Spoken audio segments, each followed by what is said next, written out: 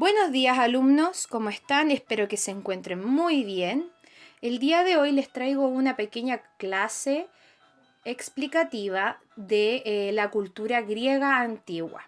Ustedes ya pudieron estudiar un poco de ella cuando hicieron su cuestionario, pero el día de hoy vamos a explicar las diferentes características que ellos tenían, cómo era su territorio, cómo se relacionaban las personas, y en la última parte de esta actividad vamos a hacer algunos ejercicios que tú también puedes encontrar en tu módulo.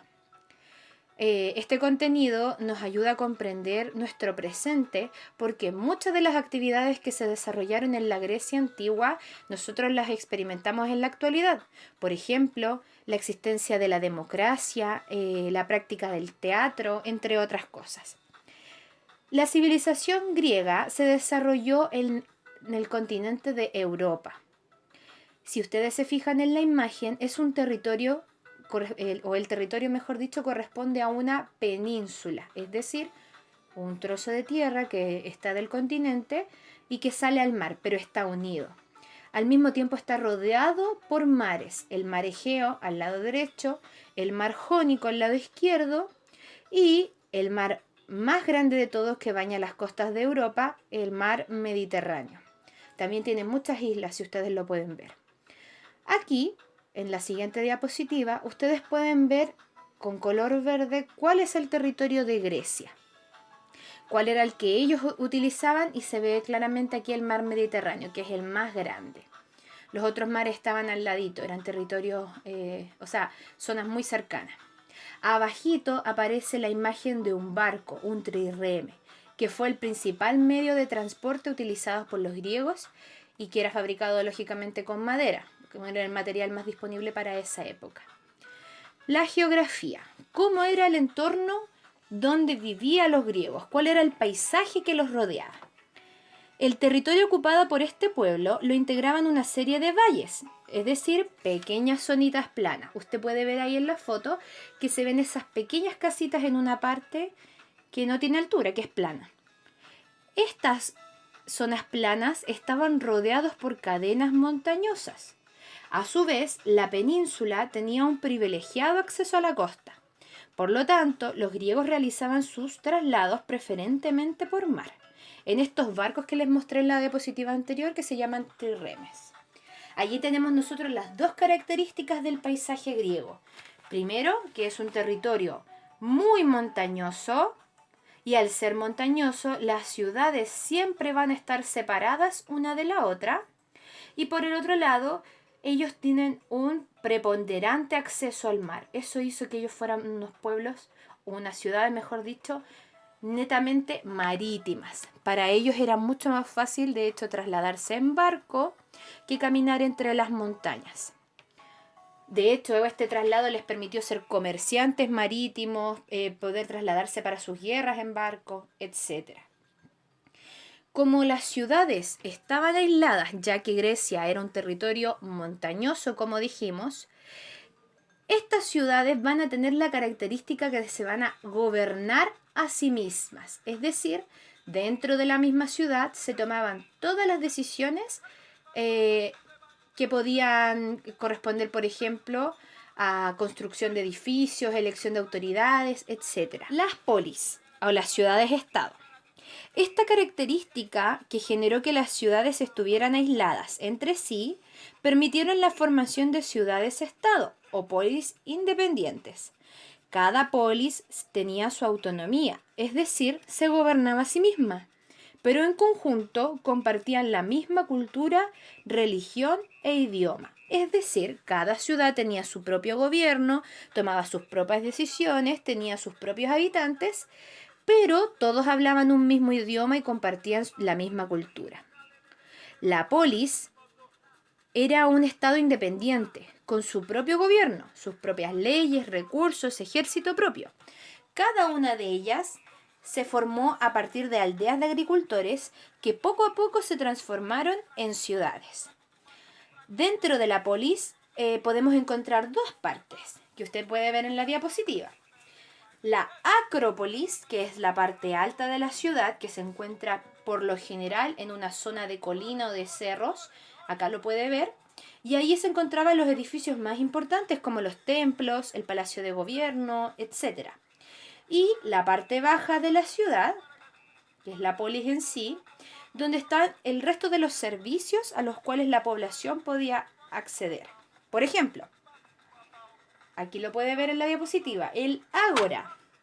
El ágora era el centro donde los griegos podían acceder al comercio. Era la plaza pública, ahí ellos podían conversar de política, podían comprar productos, encontrarse con sus vecinos. Otro lugar era el templo, que era el símil de lo que nosotros conocemos hoy día como la iglesia, ya que allí se encontraban las principales estatuas de sus dioses y era el lugar de oración. Otro lugar muy importante dentro de la ciudad era el puerto.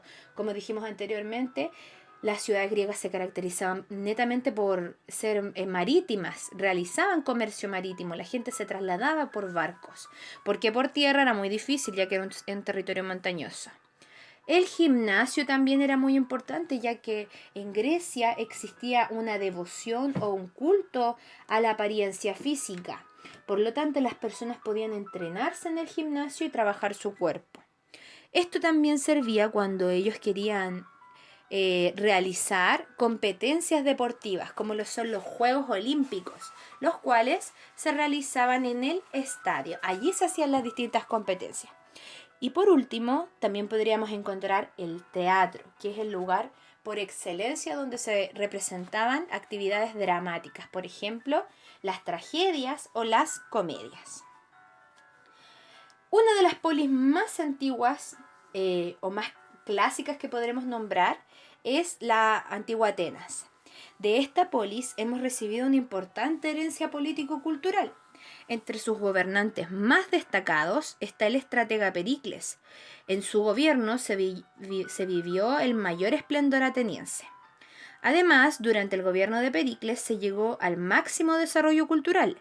Se alcanzaron importantes logros en el arte, la filosofía, la ciencia y la arquitectura. Atenas fue el primer lugar del universo donde se desarrolló la idea de la democracia, que significa gobierno del pueblo.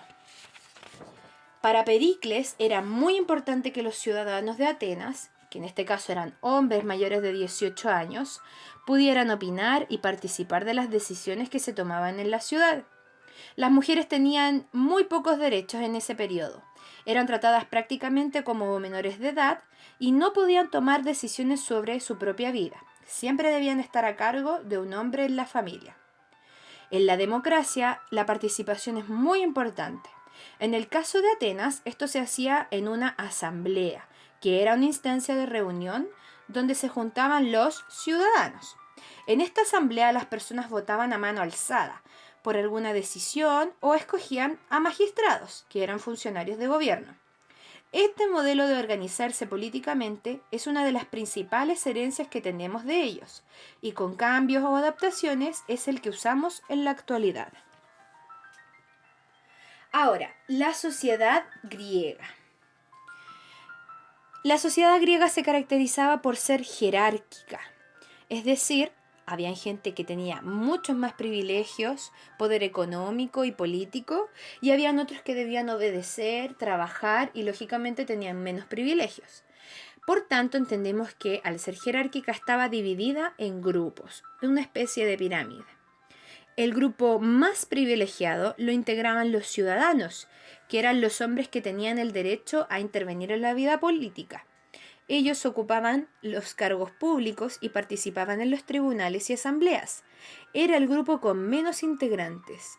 Claro, porque eran la menor cantidad de personas que podían cumplir con el requisito de ser ateniense, varón, mayor de edad y que fuera respetado en este sentido en la ciudad. Los metecos o extranjeros podían vivir en Atenas, pero no eran ciudadanos. Eran un grupo muy numeroso integrado por personas ricas y cultas, pero eso no les permitía tener derechos políticos. Ellos pagaban impuestos, pero no podían votar. Los esclavos eran las personas que debían servir a sus amos en talleres, servicios domésticos o en minas. Las mujeres, como señalamos anteriormente, no tenían derechos políticos y siempre estaban bajo la tutela de algún varón en la familia, fuera su padre, hermano o esposo. Ahí usted puede ver en la imagen los diferentes grupos sociales de Atenas. Y los únicos que pueden participar eran los ciudadanos. La economía. Aquí usted en la imagen puede ver el barco que está en el puerto, lógicamente, esperando por productos para poder comerciar. La economía se basaba principalmente en la agricultura, cultivo de cereales, vegetales y plantas. Entre ellas, lo que más destaca es el trigo para hacer pan, las aceitunas, que es el alimento, mejor dicho, por excelencia de la cultura griega, y que servía para hacer aceite, y sobre todo la uva para hacer el vino. La ganadería también fue explotada, criando cabras, ovejas y cerdos. Entre estos productos que producían y comerciaban estaban la miel, la artesanía, el lino y la madera. Todo se vendía por comercio marítimo. Ahora, ya para ir finalizando, los aspectos culturales o de principales herencias que también nosotros tenemos de los griegos, aparte de la democracia, que es nuestro sistema de participación política en la actualidad. Bueno, dentro de la ciudad usted recordará que estaba el teatro, y ya que en él se representaban obras dramáticas que contaban historias sobre dioses, guerras o poemas. En este caso, el teatro en la antigua Grecia utilizaba máscaras, y los actores podían representar tanto obras tristes, que se les llamaba tragedias, o obras graciosas, las comedias.